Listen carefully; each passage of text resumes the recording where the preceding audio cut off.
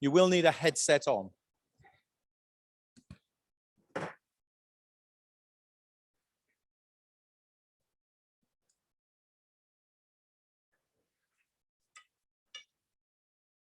Well, good morning, ladies and gentlemen. Welcome to, very loud, yeah.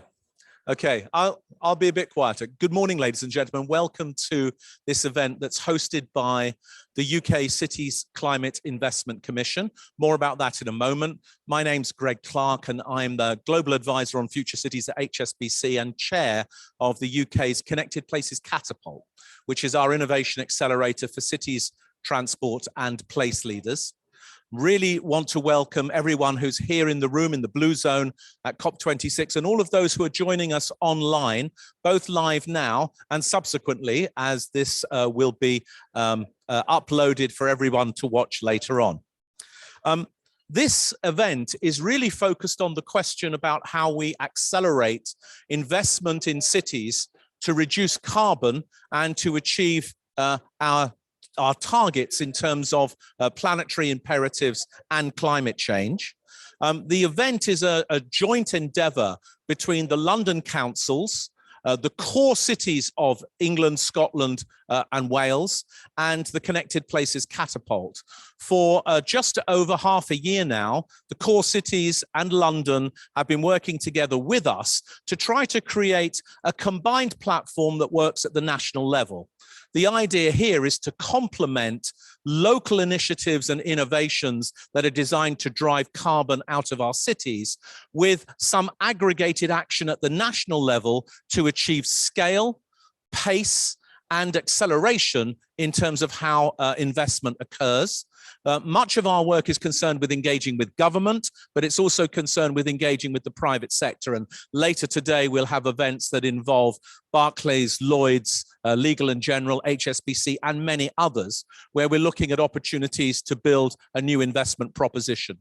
We're focusing on 6 domains: residential homes and how they can be decarbonised, commercial buildings and their decarbonisation, electrification of transport and how we can roll out EV infrastructure around all of that, new forms of energy production at the local level, decarbonisation of waste, and we're also focusing on green infrastructure to add nature-based solutions back into our cities. Preliminary work that we've done, a major report that we published just a few weeks ago, identifies that we need somewhere between 200 and 300 billion to decarbonize these 12 large British cities. And therefore, we're focused very much on working together at scale to make that happen. Much more of all of this later on. Let me introduce how the session will work. I'll shortly introduce our 2 very distinguished keynote speakers who will take the stage and deliver addresses one after the other. Then we'll have a panel discussion with some of our local leaders, and those local leaders will be Councillor Georgia Gould, who's the leader of the London Borough of Camden and the chair of the London Councils Group. She's joined by Mayor Marvin Rees, the elected mayor of Bristol, who is here today representing all of the core cities. And they're joined by Catherine McGuinness, who's the chair of policy and resources at the Corporation of the City of London, leading, as it were, both the local government of the Square Mile in London, but also, of course, a leading advocate of the finance and professional services sector here in the UK. So our panelists will be debating and discussing all of these things shortly. Our 2 keynote speakers are the Secretary General of the OECD, Matthias Cormann, who took up his role, I believe, in June of this year. Secretary General, congratulations to you in your first term as Secretary General of the OECD. The platform, of course, that brings together the world's most developed nations to consider not just their own development challenges, but the development challenges of the whole world. And he is joined by Helen Whately MP. Helen is the Exchequer Secretary to Her Majesty's Treasury in the United Kingdom government. And for those of you who are not from the UK, that means that she's a senior minister who's in charge of financial issues in our very large, very important Ministry of Finance and Economics. And she'll be our second keynote speaker. So we'll begin now immediately. There are opportunities, I hope, for people who are in our virtual audience to submit questions and comments to me via the chat and the Q&A functions. Unfortunately, though, I don't yet have the technology in my hand that will enable me to read that, but somebody's just indicated to me that that's under control. So if you have questions and comments you wish to make, use the Q&A function, please, to send us those. Without further ado, let's begin. Let's welcome the Secretary General of the OECD, Matthias Cormann. Welcome, Secretary General. Thank you very much, Minister, mayors, councillors, distinguished guests. Thank you for inviting me to join today's discussion on the crucial role of cities in the transition to net zero. As has been said often here at COP26, when it comes to setting appropriately ambitious, robust and meaningful pathways to net zero emissions by 2050, we are truly in a race against the clock. Recent momentum with more and more countries committing to net zero emissions by 2050 has been encouraging, but in the end, it is real action securing real outcomes, not just commitments, that will matter. And we need to ensure we all kick in the same direction. Too many policies still encourage emissions-intensive investment, production, and consumption. Ongoing annual support for fossil fuels and for environmentally harmful agricultural subsidies to the tune of many hundreds of billions of dollars every year surpass all the one-off green recovery spending in just a few years. And of the total recovery spending announced to date across OECD, EU and partner countries, 10% is actually identified as having a mixed or even a negative impact on the environment. We need to urgently align our recovery plans at every level of government with the goals of the Paris Agreement, reorient financial flows and invest in the transition to a net zero climate resilient development. And this also means accelerating the reallocation of existing capital towards low emissions activities, supported by clearer definitions of sustainable and transition finance and a greater focus on environmental impact in the emerging areas of standards, ratings, verification schemes and other climate alignment approaches. It also means equipping developing countries with the resources needed to take effective climate action. And in this context, the OECD has, since 2015, been assessing progress towards the $100 billion US target of climate finance provided and mobilized by developed countries for developing nations. Last month, we released the latest available verified data, which showed that in 2019, developed economies were still $20 billion short of their target, of their 2020 target. But based on further commitments received from donor countries over the past few months and revised projections of future climate finance provided by multilateral development banks, we believe it is now likely that we will achieve and probably exceed the $100 billion target in 2023, with further increases in 24 and 25, and with an expectation that we will indeed reach $500 billion US over the 2021 to 2025 period. Last week, we also announced that the OECD Development Assistance Committee will align official development assistance, which represented about $161 billion US in 2020, with the goals of the Paris Agreement on climate change, which is a very significant and encouraging development. Addressing the climate challenge does mean working at every level and at every scale of government, and particularly with cities. Cities are a central part of the climate change engine. Cities produce half of the world's solid waste, consume 2/3 of global energy, and emit 70% of greenhouse gases. The impact of those emissions out of the cities of the world is, of course, global, but it is also local, especially in the cities in which most of us live.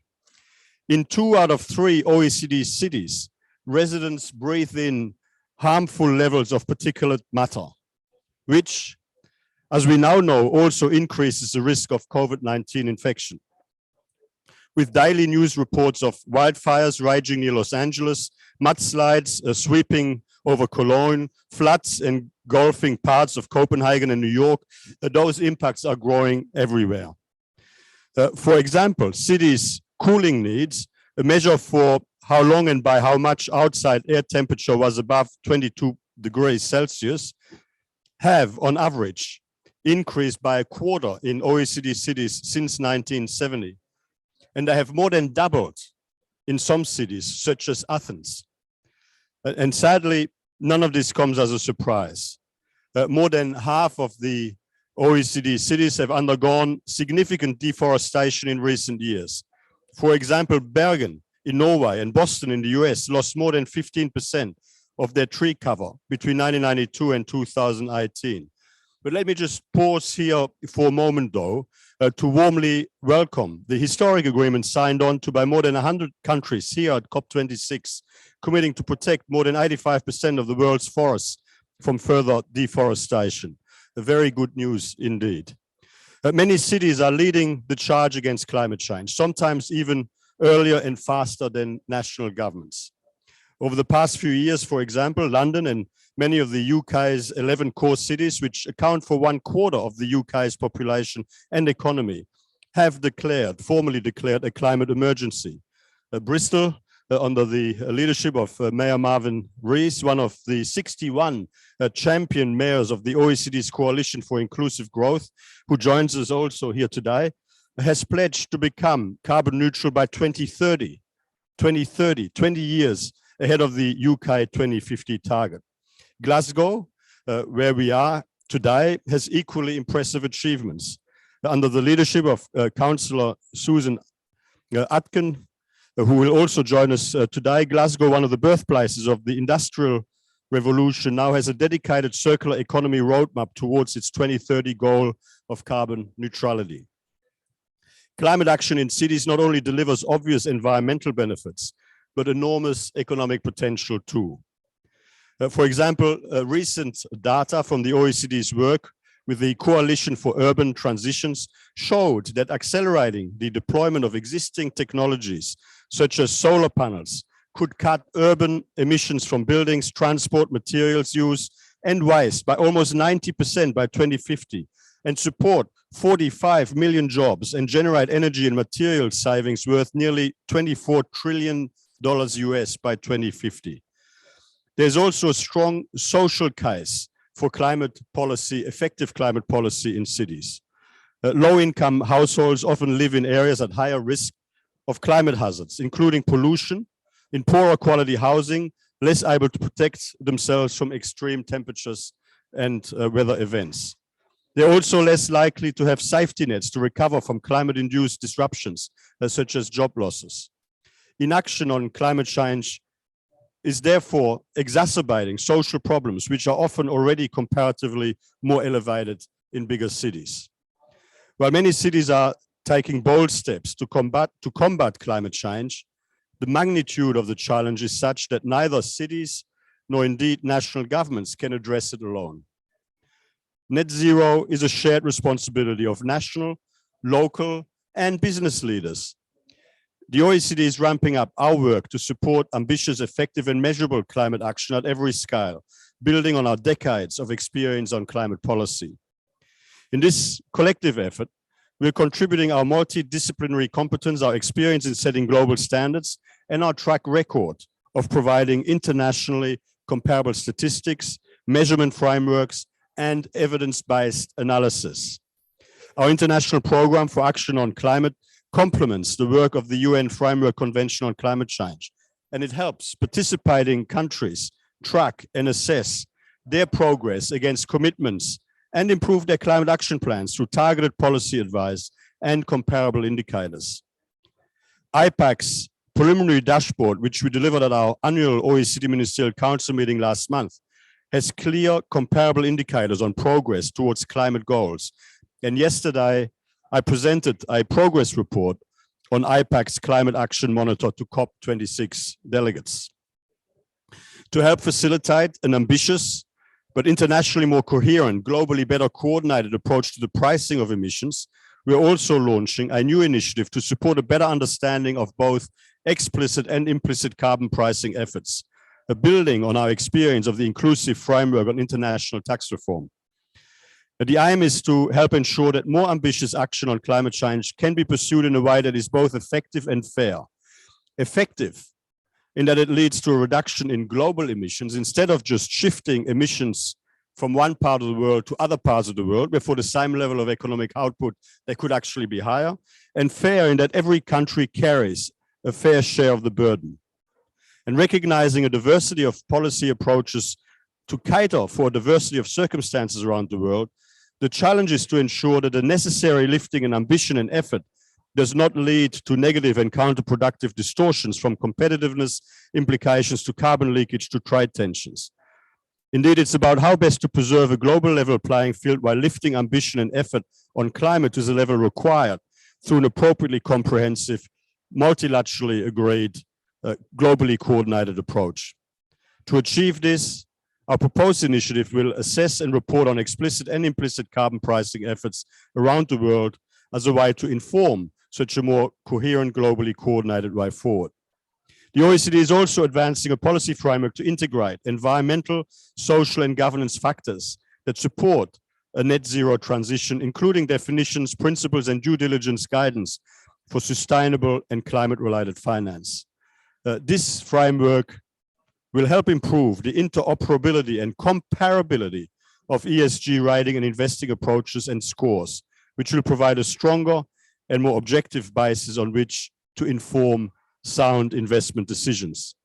Finally, the OECD program on the territorial approach to climate action and resilience, which aims to support national, regional, and local policymakers in their efforts to develop and implement their climate plans, strategies, and policy instruments through a new framework applying a territorial approach, will offer robust and granular data evidence of policy impacts, cost of inaction, and concrete recommendations for policy change in cities.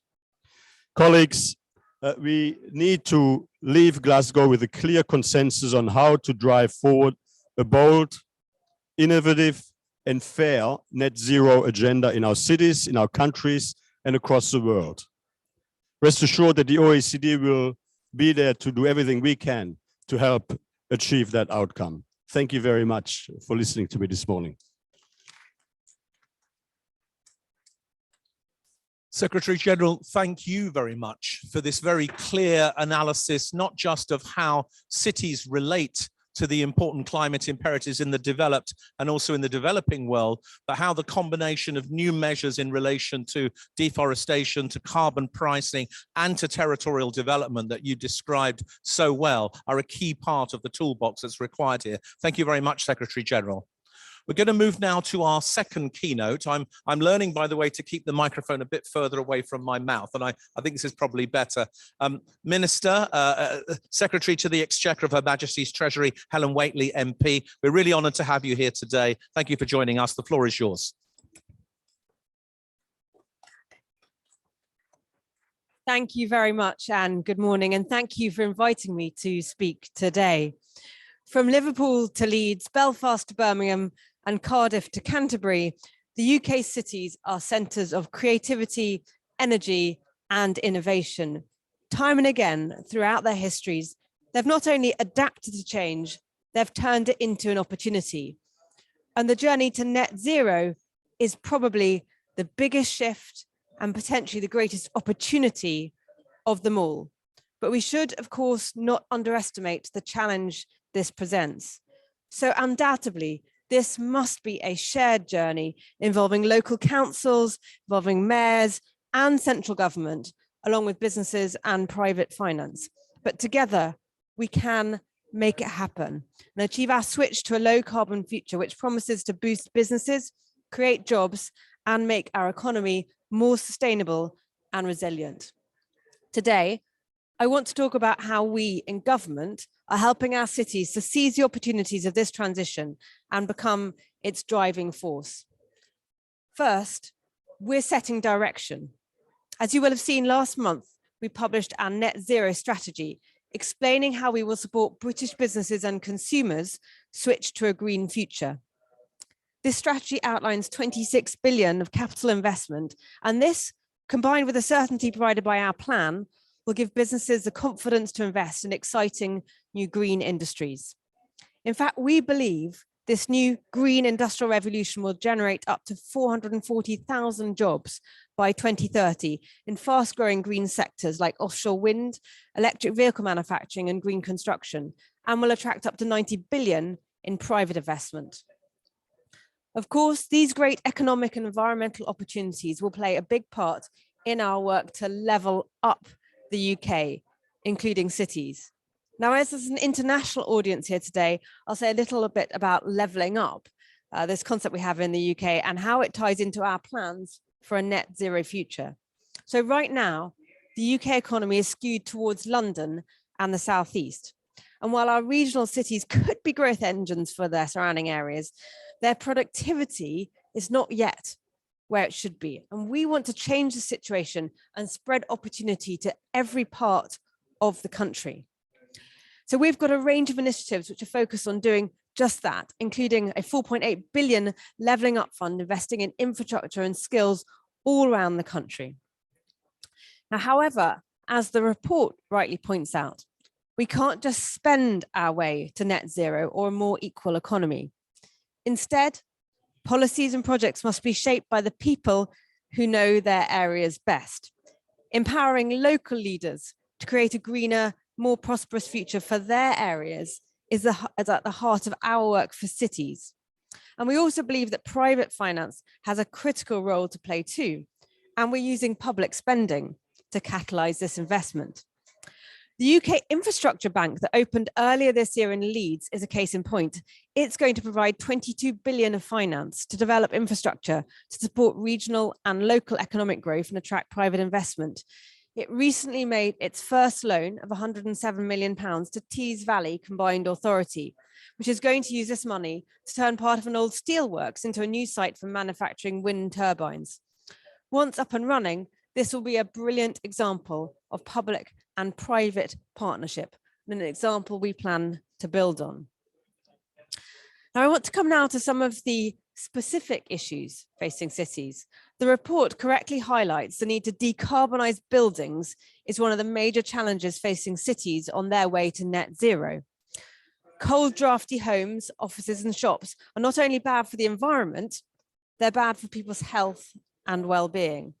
That's why in the government spending review earlier this month, we provided 3.9 billion to help make buildings warmer and cheaper to heat. But these schemes will spark private investment, leading to increased supply chain capacity and lower costs. And this funding will largely be administered by local authorities, building on the success of previous locally run schemes.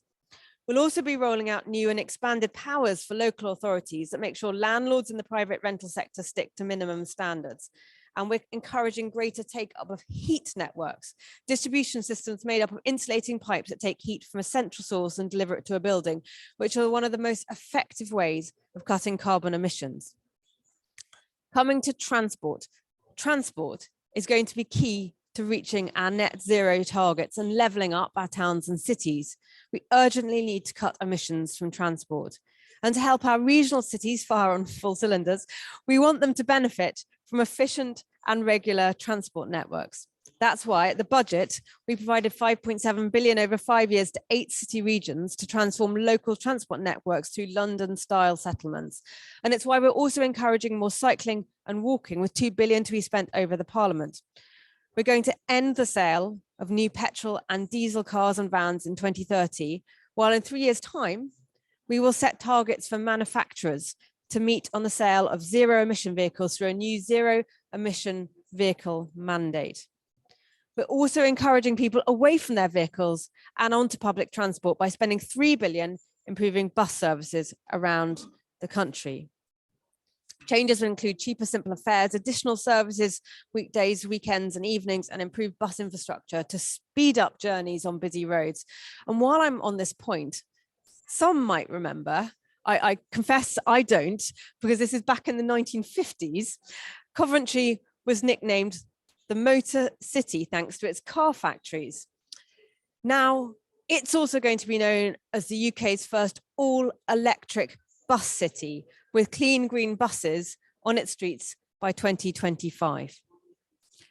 This has been far from an exhausted list of all we're doing to create a better, greener future for our cities. But I hope it's given a sense of our determination to benefit both the environment and the millions of people living in our cities. Finally, let me thank the UK Cities Climate Investment Commission for their excellent report and for all they do. I look forward to continuing this shared work as we together drive forward our vision for more prosperous, greener cities in every part of the UK. Thank you.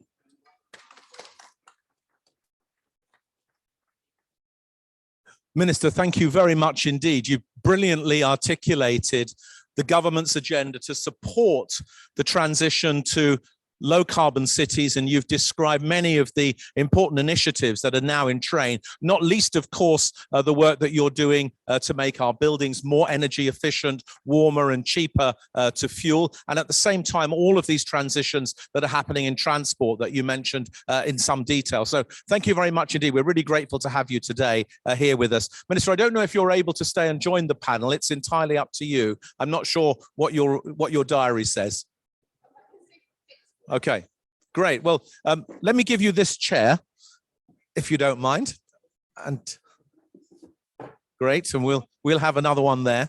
And I'm going to start off again just by asking our panel, in a sense, to react to what the Secretary General said and the Minister said, and really to ask you the broad question: why are we working together? Why is London, including the City of London and the core cities, working together on this agenda? And what do we hope to achieve from doing that? Can I just check? Have we just got the one microphone here?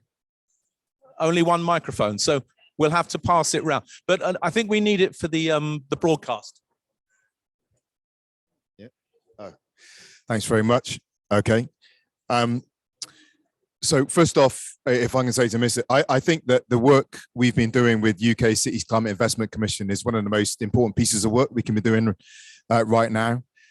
As cities, what we've been keen to stress is that, actually, in my notes, very same word you used, opportunity.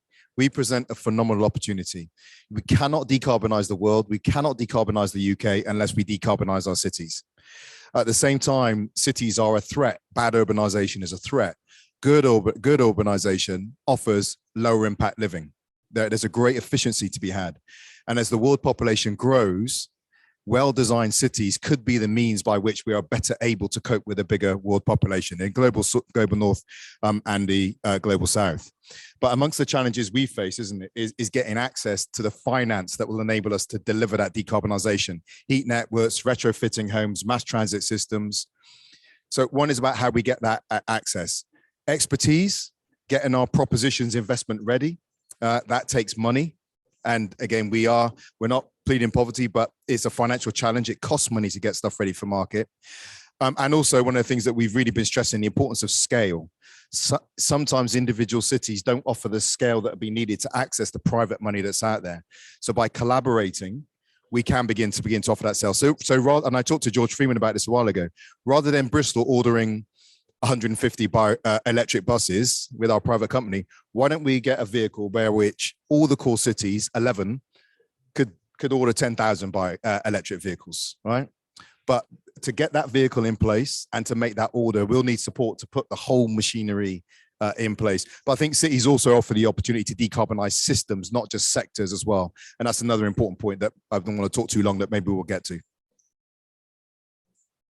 I mean, absolutely. And we as local government are already doing a huge amount in our places to try and decarbonise our local authorities. And in Camden, I know we've managed to decarbonise by over half, but there's a huge way to go. And I think that what the real kind of shift is the way that we are working together as London and cities around the country. And the figures are kind of eye-watering. I think it's 206 billion it will take to decarbonise all of our cities, 98 billion for London. So huge figures. And I think we're not going to get to that on our own.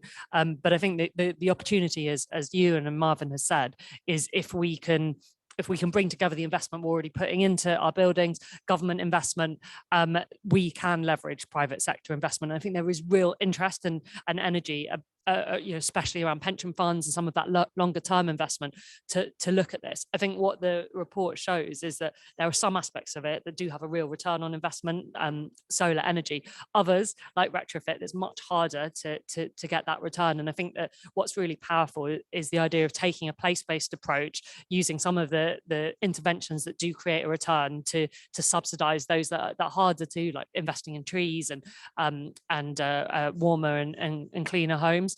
And I think we're really up for that challenge. We're up for doing it locally, but also creating a framework that allows us to aggregate those local investments into a proposition. So our message is that we've all set 2030 targets. We're ambitious and we're determined, and we want to work with government and international partners, and indeed green finance, on which I'll hand over to Catherine.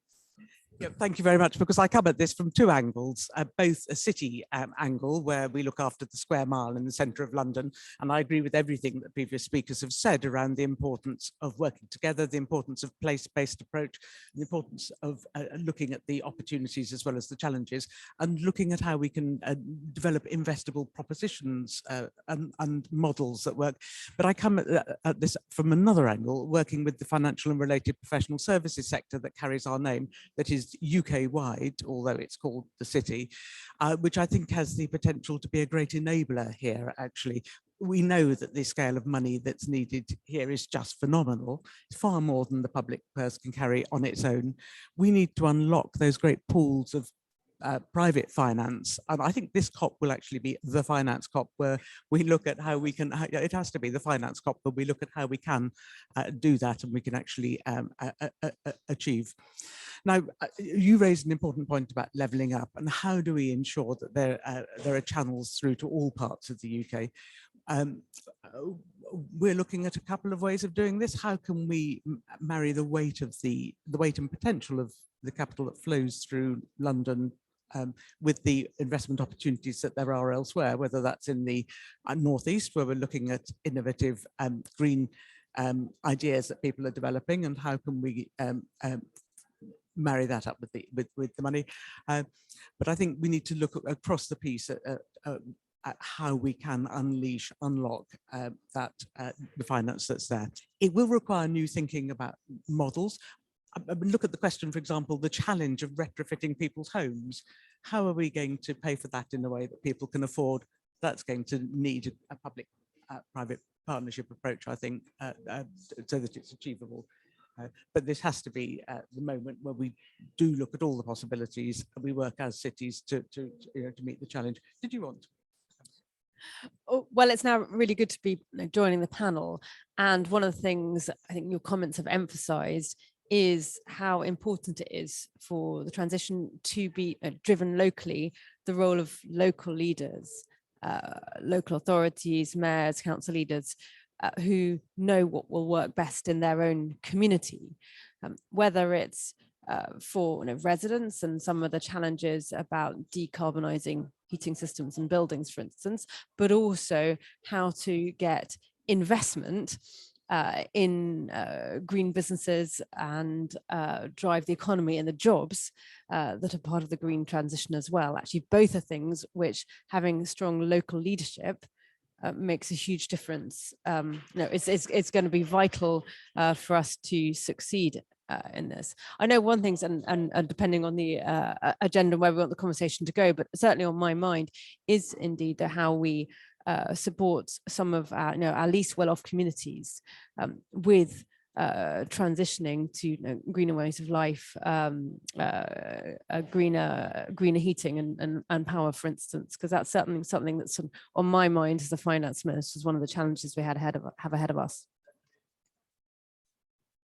Thank you very much, all of you. I think the best way to do this is if we just have one theme and we go around again. So why don't we take this theme of the just transition, Minister, that you've just raised, where I know that the city leaders here on the panel have made a big commitment around that. And it's part of what we intend to do as the UK Cities Climate Investment Commission is to think about what are the particular investments, adjustments, policies, approaches required to make sure that it doesn't end up being the poor people who pay the most for the transition. And I think we should probably ask Marvin and Georgia to comment a little bit on that. And then perhaps, Catherine, we could ask you to talk a little bit more about how, by aggregating some of this at a national level, whether it's hydrogen buses or it's EV infrastructure charging, or it's encouraging mortgage lenders to give second mortgages on properties to enable a decarbonisation to occur, or whether we're thinking about some of the other ideas that we've discussed in terms of really encouraging a network of local civil, social and civic bonds to be issued. Which of those instruments of, as it were, national aggregation for local benefit do you think are most interesting? But let's begin with the just transition. Did you want to go first? You go first. I mean, I think that is the critical question, and it's really hard for many in our community to think about the climate crisis when they're struggling to pay fuel bills, to feed their children, to get by on a daily basis. And I think that's why it's so important that we start with social housing. When we're talking about retrofit, we're actually talking about improving people's homes so they're warmer and they pay less fuel bills. And if we start with council homes, that could be transformative to people's lives. The other area that is a huge issue in our communities is food poverty, and people are struggling to find food, but also healthy food. So the work we can do around setting up food cooperatives, dealing with food waste, supporting people to grow their own food, allotments on estates, that there's a whole kind of set of investments that really support people.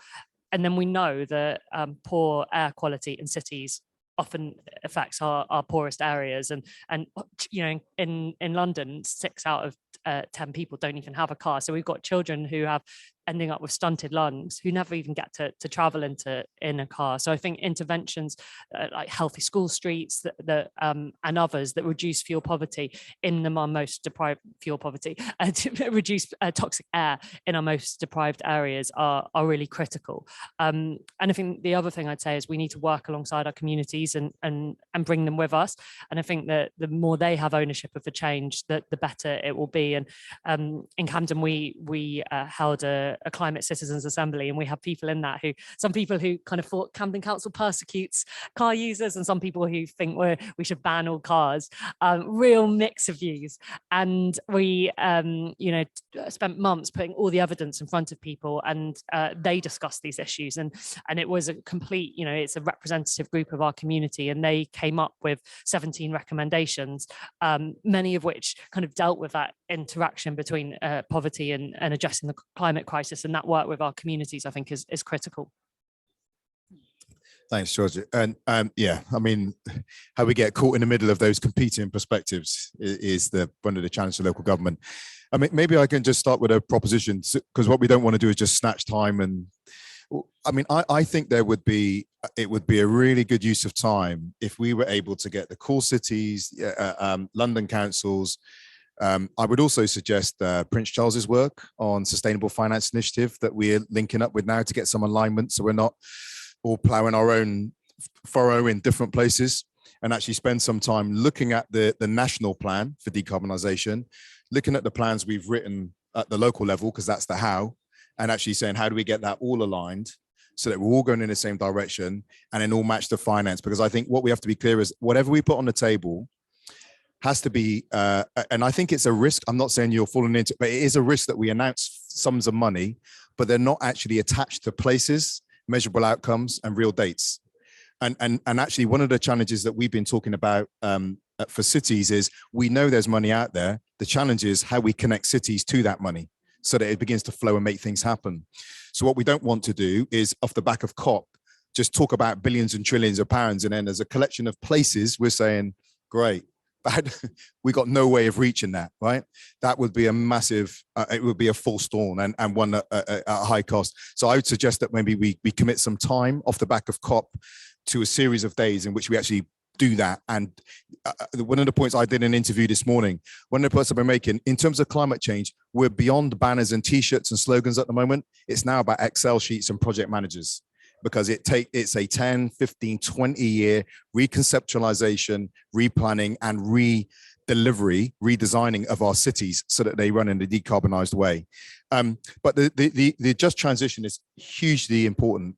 I would say children's mental health, child hunger, adult social care, these are all issues of decarbonization, because unless our populations are with us, we potentially end up with a political backlash that says, actually, we don't support the scale and pace of change you're trying to deliver. And you end up with reactionary politics, and we've all been prey to that in recent years, that actually denies climate change and says we're not on board. And so we have to be very careful about the political consequences of an unjust transition, not just the moral consequences of it as well. Can I just say also, I think there are, in a time of reinvention that we need to go through, there is something, it'd be good to have a conversation with government about the way funding works, because the current model is, here's the money, now compete for it. And that kind of undermines the opportunities for us to collaborate. And actually lots of resource goes into the funding bid. And actually what you can be testing is your ability to bid for funds, not the scale of opportunity. And I think, with Michael Gove coming in as well, I think a conversation around the nature of that technical and financial relationship between places and national government could unlock a huge amount of that potential and opportunity that we've all talked about here. If I could just pick up on your suggestion just now that we spend some time after this COP looking at how we can connect cities with the funding and what mechanisms we can really do so that we're not all just hearing about these pots of money, we're actually seeing how we can unlock them. I think that would be a really useful outcome, actually.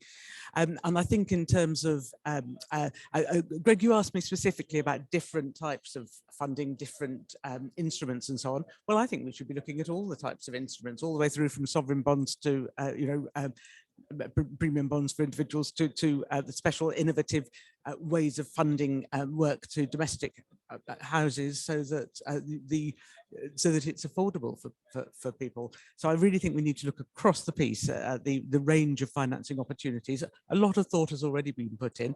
For example, the Green Finance Institute, which we helped the Treasury to set up, is doing some really granular, tangible thinking around what could be done. Let's look at those models. Let's look at what steps government needs to take, both to incentivize people to invest, incentivize finance to invest in some of these opportunities and challenges,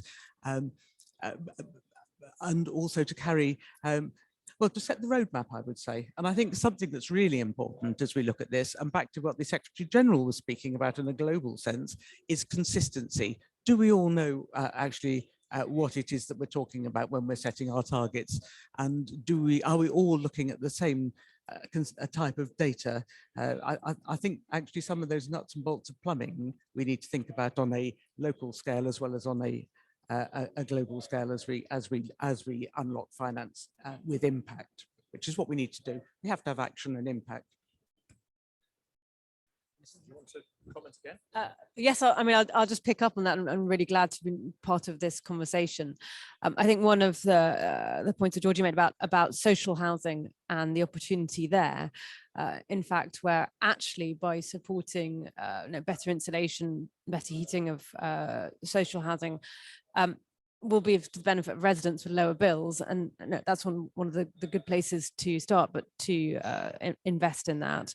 And certainly the role for us and government and local authorities to target support during the transition to those who will most need the help with some of the costs, but also to invest in the new technologies, and heat pumps would be an example where we should see the costs coming down as we see production increase and scale up, just as we've seen with other technologies, and solar would be an example how the cost of that has fallen so much, and then there should be a broader benefit. But overall, the principle that it is really important to take people with us, and I think you exemplified some of the conversations that happen where you have people taking completely opposing views about car use and how important it is that we move together as a society on this. And a really interesting conversation about access to finance. And I heard your point about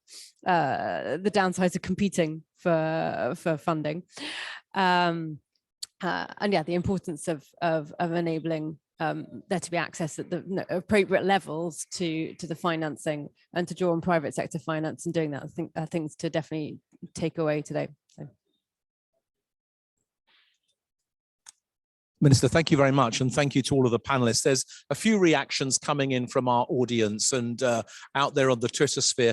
Firstly, a lot of people from outside the UK saying how amazing that all of these cities are working together. And I think that that's a very important thing, potentially the UK as an exemplar for the rest of the world of how to bring together local initiatives led by cities with national platforms supported by government, UKIB and others. Another set of questions has been, great to see so many politicians on the stage. Where are the financiers? And I should just say that later today, this same group of cities and leaders has sessions with the UKIB, with HSBC, Barclays, Lloyds, Legal and General, Grosvenor, and many others. Bank of Scotland, of course, as well, very much involved. So there are more conversations to have today with them, and a lot of people welcoming your proposition, Marvin, that we have some dedicated time to really work on some of these tools and platforms and ideas. Minister, obviously helpful to have your support on all of that. One question that's come up is this about just the UK's big cities? What about the rest of local government, the other places? You may want to comment on that. Another question that's come here is, isn't it the case that jobs in the green economy, as you said yourself, Minister, during your remarks, that there's a big opportunity here to build, if you like, a green ecosystem where all parts of the country benefit, but particular parts of the country might be the locus of some of the new jobs and enterprise and activity. So the question is, do you see that? Is there a way that actually this can be something that benefits all places in the right kind of ways? And maybe we'll kick off with those two. So the wider UK, beyond the 12 big cities, how is this going to work for them? And are there going to be opportunities for job creation outside of the cities from all of this? If you're happy, Minister, I'll pass around again to the leaders and come back to you. Yep. It's the one microphone. Okay. So I'm going to say two things on the cities. One, it is about cities, right? But it's not just about cities. There is something specific about cities in the world as they are right now, with most of the world now living in cities, with the potential of bad urbanization or unplanned chaotic urbanization to sow more chaos into the climate chaos we're potentially facing, and the ecological chaos as well. So there is an absolute urgent need to get on top of the way urbanization is happening. And like I said, I think that comes with a threat and an opportunity. The threat is it compounds the chaos. The opportunity is that well-planned, good quality urbanization is a solution to a growing world population. So that's the unique bit on cities.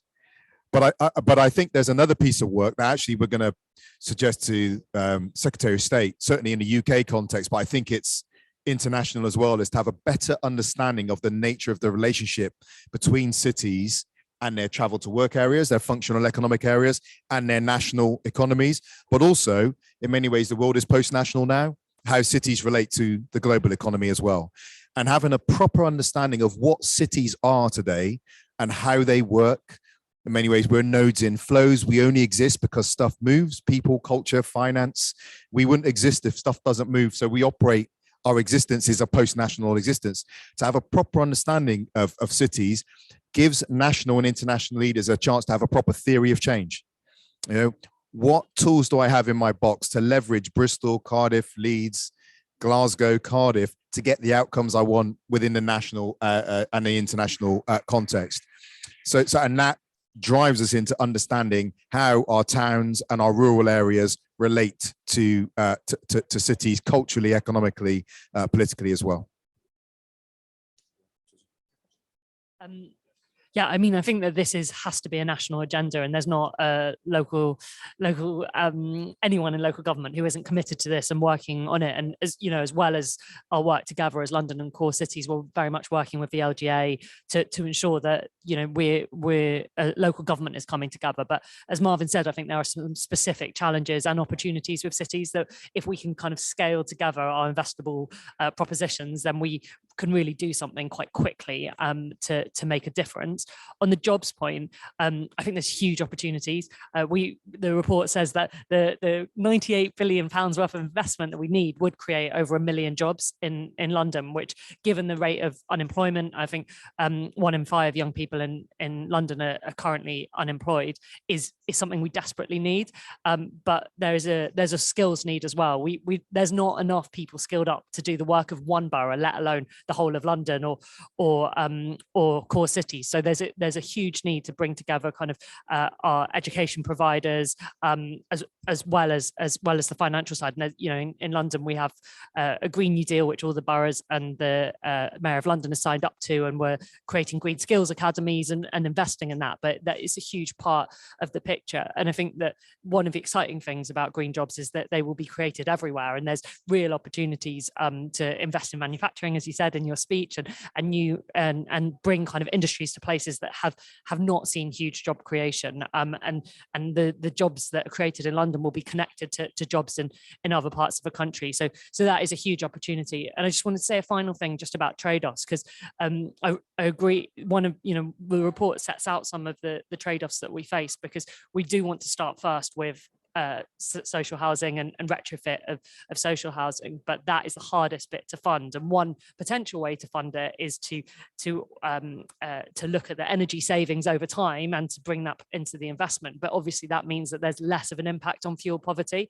So I think those are some of the questions for government in terms of how much we can value some of the co-benefits that come with this investment, whether that's job creation or addressing fuel poverty. And I think that's something that kind of deeper work that Marvin suggested could start to bring out.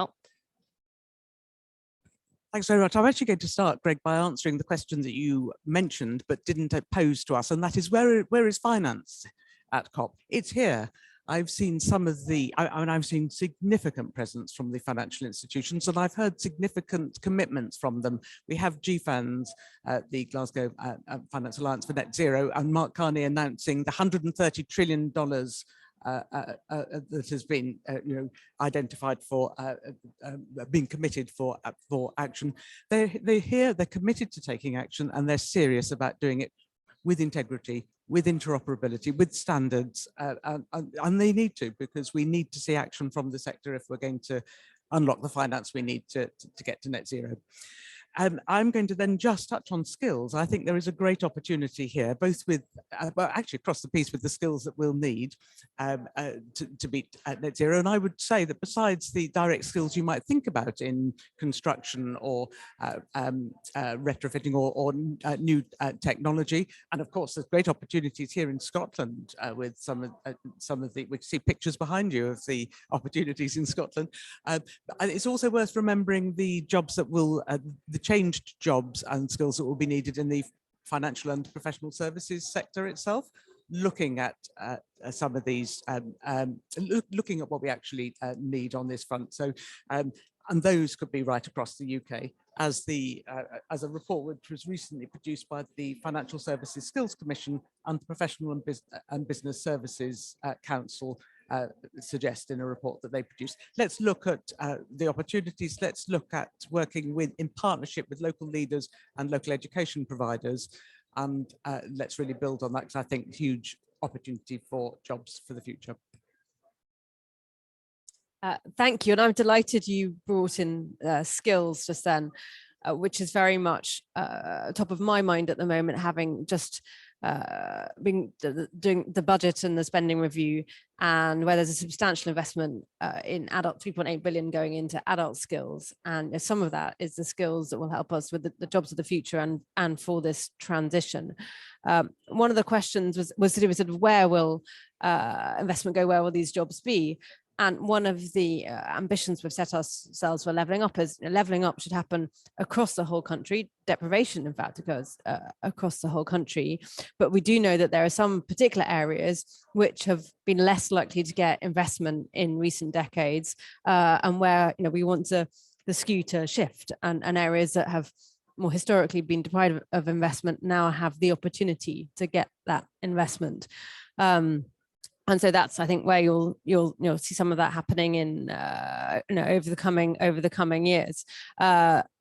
Beyond the cities, well, there's two things actually. One thing to pick up, Marvin, on your point about functional economic areas around cities, and that's a really important point. So when we're thinking about transport, for example, the 5.7 billion settlements for city regions, that's very much looking not just at the specific cities, but also the functional economic areas around that. So you're absolutely right that we should think like that, and how communities around cities connect with the opportunities in the cities. But of course, there are people living in towns and villages all across the country.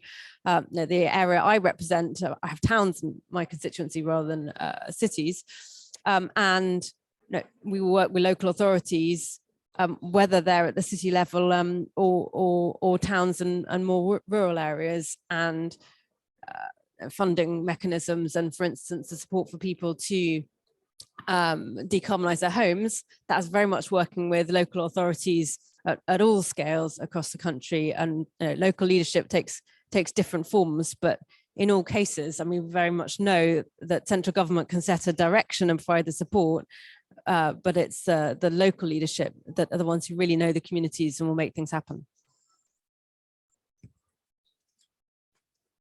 Thank you very much, Minister and panelists. I'm going to take some questions from the room now. I'm also going to look to see if there are any questions that have come in our Q&A function, but I think there's a question over here, so please bear with us.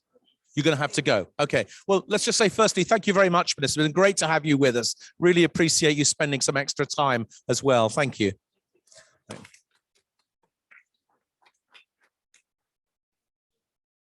So you're going to ask a question, I think.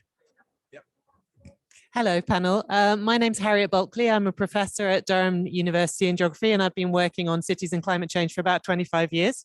Sorry, I have to come a bit closer, and even a bit closer than that. Sorry for hijacking onto the stage now.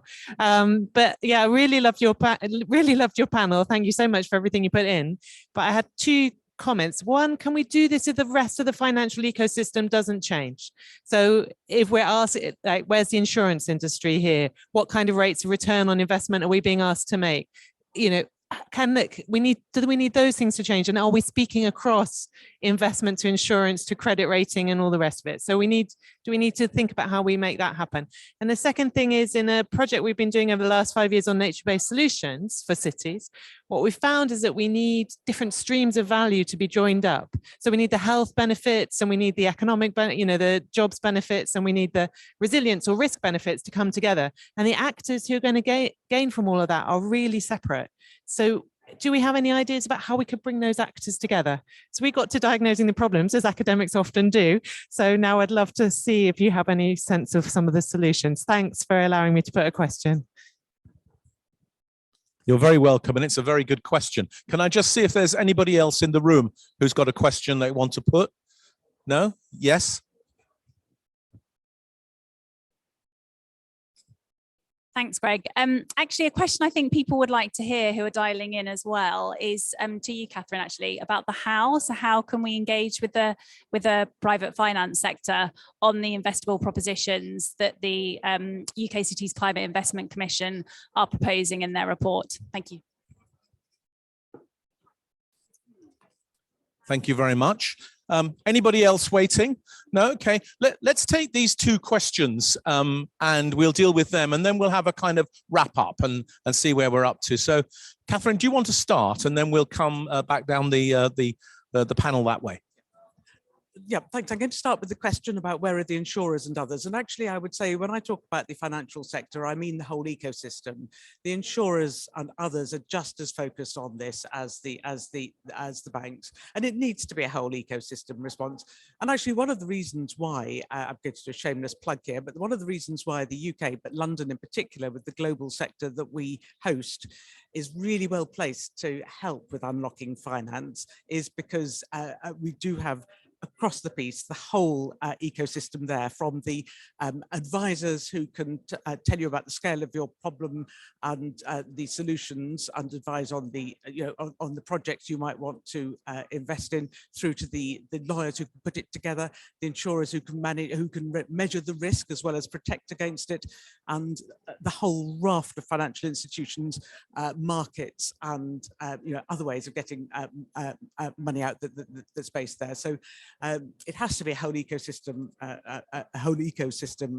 approach. We've got the ecosystem. We need to make sure that in order to unlock the finance and make sure it has impact at the end, that we are measuring the right data, that we are being consistent, and we've got integrity, and that the sort of rule book is the rule book, not here but across different countries, is consistent. And that's we're focusing on 4 big questions ourselves with the finance sector this week in the Finance Pavilion that we're hosting with a number of sponsors on the Green Finance Institute. We're looking at how to finance transition as well as growth. We're looking at how to develop that global playbook so there's consistent, so there are rules, and we so that we know what we're looking at and we're actually having impact and not confusing. We're looking at how to shift, how to mobilize capital, but how to mobilize it also into the global south where there's a desperate need. We're talking about some of our local challenges here, but we need to be looking at that as well. But then how to price carbon and nature. So we're looking at those big issues, but you're completely right. And could I just say what an important role I think the universities have to play? I think in the universities, especially when we're looking at not only the bigger global challenges, but the local challenges. And indeed, one of the projects that we're running to look at how to connect finance with opportunity actually does involve the University of Durham as knowing some of its local innovators. How can the Commission connect with the sector? Well, I think we need to keep talking. I think there's Marvin's point about how can we connect generally, but I think working with organisations such as the Green Finance Institute is the way to look at what models of financing might work for us. So that's what I think I would say on that one. Who wants to come in next? Yeah, I think brilliant questions. I think it does need to change, but I do think it is changing. I think we're seeing much more interest in green investment. I think partly because of shareholder activism, just the urgency of a challenge. We are seeing, as Catherine has said, the financial industry kind of much more kind of engaged and willing to look at investments, especially where I think long-term investment really suits this. So pension funds, I think, and so on, are a real opportunity. But I do think that we still need to develop new mechanisms, and some of them are in the report. So, as we were talking about, a lot of the savings will be to individuals in terms of their bills. Are there mechanisms that can capture some of that to pay for some of the upfront investment? And that requires a different way of thinking, looking at potential green mortgages and so on. So I think new products do need to emerge, both for us as government and for individuals. I think that the question about co-benefits is the crucial question, and that is so hard. So there's some things like jobs and fuel poverty that it's easier to capture, but if somebody feels their mental health is better because there's trees in their community, much harder to kind of capture that and bring it into upfront investment. I think that the proposition in the report, I think, is why it's powerful is it talks about a place-based approach, which takes, maybe 10 interventions together, some that will create value, some that, will create social value, but not financial value, and using cross-subsidy in place. And I think that, there are probably partners we can bring in. I think the report talks about water companies in terms of flood resilience, the NHS, potentially, but I think there are some of those social benefits we just will never be able to totally capture. But I think if we take that place-based approach, we have a real opportunity of unlocking that upfront investment. Thanks. Just two things I'd say. One is the financial world does need to change. It might be, and it's one of the conversations we had very early with Greg. We'll look at the existing vehicles and say, are there opportunities that we just don't understand or don't have the ability to access, and we need to get that expertise and make those connections, right? But actually, at some point, we have to admit we're going to get to the end of that, and we're going to find out that even though we got the expertise and those vehicles have been, made more accessible, that we've reached the end of what they can do because of the scale of the challenge we face. So I think those two tracks need to go on, at the same time. The second thing I'd say is, again, very early doors, we've said this is not just about local government. Right? We are not the only organization that shapes a place. Our universities own huge bits of land. Our National Health Service, one of the 5th biggest organization on the planet, owns lots of buildings and land, the police, the private sector. So again, the place-based approach talks about clearly local government has a leadership role, but we're a convener. Part of our job is to get local alignment around shared aims for the local, regional area, as we talked about the place-based approach, and to support other people to get the investment. Our University of Bristol is building a 350 million pound new campus behind the train station. We need to support that as long as that's going in the same direction as we need the city to be going. But we're not going to run that investment and that building, they will. So that convening role is critical. Thanks very much indeed. We've had one more question from our virtual audience, basically saying, what about urban growth that occurs outside the limits of the urban area? Given that we've got, more population mobility as a result of digital working and flexible working, are we worried that it's still cheaper to go and live in some other place in the suburbs, or indeed that there's a risk that we're going to see much more spreading out of population with all the environmental costs that brings with it? So that's one question. Why don't we deal with that very quickly, and then I'll pop a question to you to wrap up with. Anybody want to comment on that one? So that is absolutely live for us in Bristol right now. We're having a conversation about this. And when I talk to the city about some of these contentious issues, I point out we're a city of 42 square miles. We're not getting any more. And the point we make to a lot of our campaign groups is you don't get to have a different challenge. The challenge is the challenge. We're 42 square miles. Today, we're about 6,000 people. We're going to be 550,000 by 2050. On top of that, we have a housing crisis. We've got about 15 to 16,000 people on our waiting list. We've got over around 1,100 families in temporary accommodation, 1 in 4 children in our city living in poverty. We have to meet that challenge in that geographical area in the context of a climate and an ecological emergency. Now, if you want to define your challenge differently, that's fine, but that's the challenge that I think we face. So we have to build homes. But alongside the climate emergency, we're also trying to protect land for nature and ecological emergency. So that includes preserving 30% of land for nature and nature's recovery. So it does mean you need to build densely. It means we need to build up.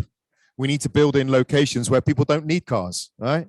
So we're trying to, stronger mix of retail, residential, destination, employment in the same space so people can walk. By the way, if we do build centrally, it supports our city centres as well, which are under incredible amounts of pressure, as well. And that takes pressure off the spread. What do the World Bank say at the moment is pancakes or pyramids, isn't it? But getting hold of that brownfield city centre land is expensive.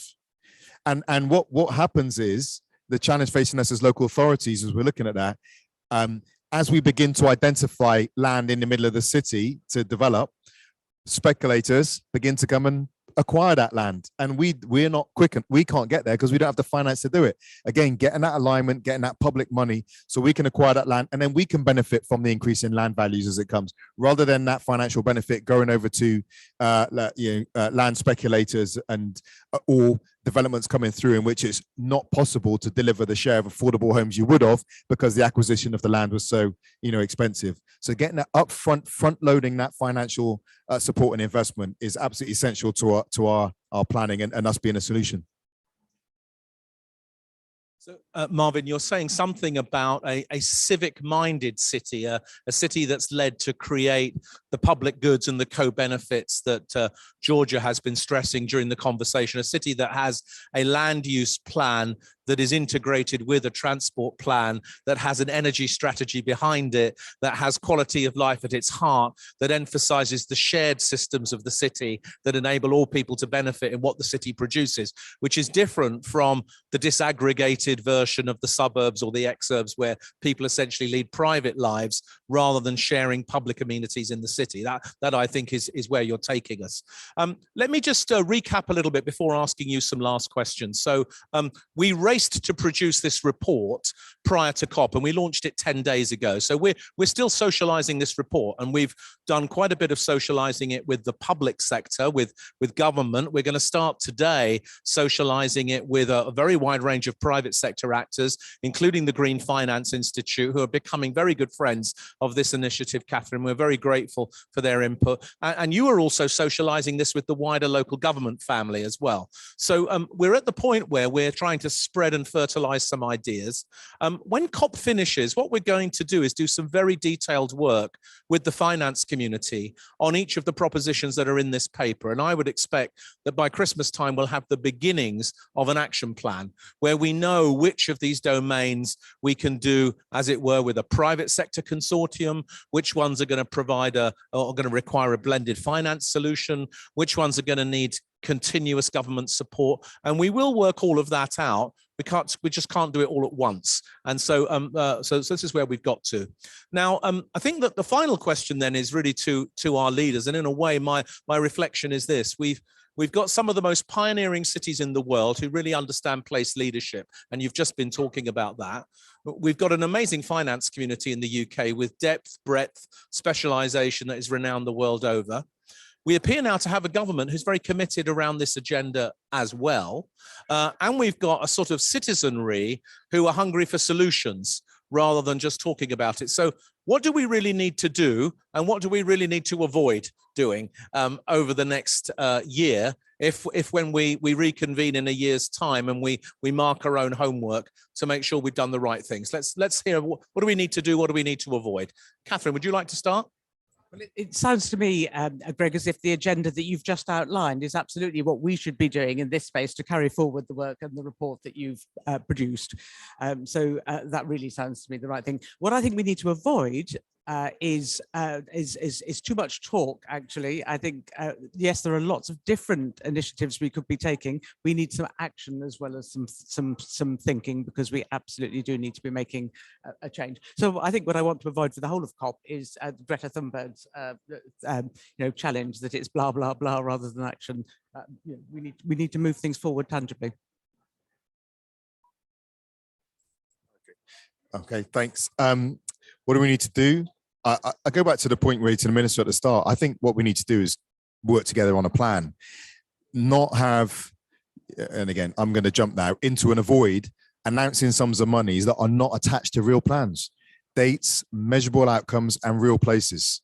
It sounds good, but it just leaves us with the same problem that we've always had. So we need to work with places, government, and finance, and have a proactive plan that identifies opportunities. I'm minded, I didn't want to try and score any brownie points, but I'm happening to read David Cameron's book at the moment. I am reading it. Yeah, that'll go down well with certain, but there is a point you made that I think is really important. He says that many people think that as Prime Minister, you make an announcement and that's your job done, then it happens. He said that's not the way it works. You make an announcement and then you have to drive it to happen, because it won't happen unless you're driving it. And that's what we need to be wary of in COP. Announce the money with no how.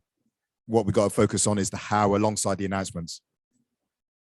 I mean, absolutely agree with both comments. I think that the idea in the report of having some exemplar projects that just show what's possible, and so people can see on the ground how test these new finance mechanisms, actually retrofit homes and change people's lives, I think is critical. And I think the other thing we need to do is to really make sure that we're working alongside our communities and that they are part of building these solutions and find the language to do it, because even the words we've been using, retrofit, co-benefits, I've been doing it, mean very little to people. And what, you know, what we're essentially talking about is, you know, people having warmer homes and paying less, and new job opportunities and training opportunities. Whereas, you know, sometimes dealing with a climate crisis can feel, you know, it can feel, you know, too far away, too abstract, not impacting people's lives, and a bit hopeless, and they don't know what to do. And so I think there's a, you know, this will work if communities really buy in. They understand what's happening with their homes. They see how it's actually changing their lives, and they feel part of you know, reshaping their wider community. And I think that's the work that we as local leaders need to do. I think you're absolutely right, Georgia. And of course, the challenge is that although you can present the long-term benefits, there's short-term pain. People are going to have to change the way they live and they go about their daily lives. So carrying our communities through that is going to be one of the issues for all of us, I think. I am also reading Just in case. Marvin has just reminded us that his reading tastes are broader than the one he gave an example of at the moment. So I'm going to wind this up. And firstly, I just want to say thank you very much to everyone who's here in the room with us at COP26 in the Blue Zone. Great to have you here. Thank you to everyone who's joined us online. We really appreciate you being here with us. And I want to say a special thank you to ICLEI for hosting us here as part of their platform. Thank you very much, Gino. Thank you for having us here. We really appreciate that.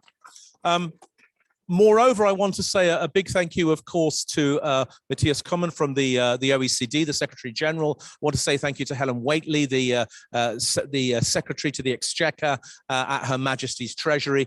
And in particular, a very big thank you to London councils and the core cities who've worked together with us at the Catapult to produce this piece of work and now to begin this agenda setting action. Of course, there will be more talk because we have other gatherings over the next 2 days where we're talking about this, but this talk is going to be very focused on leading to action. And I think we all need to hold ourselves accountable, and I will certainly hold myself accountable to get us to actionable situations by Christmas time this year, and to move into implementation as fast as we can next year with some of these demonstrators that George has spoken about. So thank you very much to everyone. And I want to thank particularly now Councillor Georgia Gould, Mayor Marvin Rees and Catherine McGuinness. Thank you very much indeed.